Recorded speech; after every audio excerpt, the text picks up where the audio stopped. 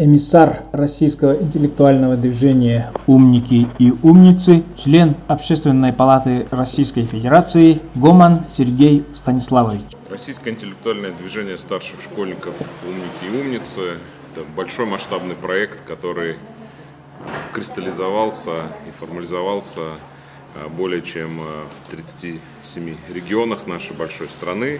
И очень здорово, что каждый год присоединяются новые регионы, и Республика Саха-Якутия в прошлом году влилась в это замечательное движение и украсила собой этот интересный интеллектуальный марафон.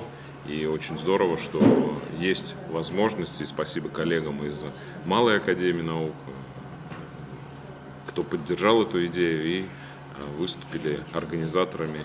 И мы вот сегодня присутствовали на втором региональном финале и отмечаю достаточно большой уровень подготовки, очень серьезные сложные вопросы. И впервые за эти 2 года мы долго определяли тех, кто выйдет в финал, прибегли к конкурсу русского языка. То есть это показывает, что уровень подготовки ребят достаточно сильный и конкуренция достаточно высокая.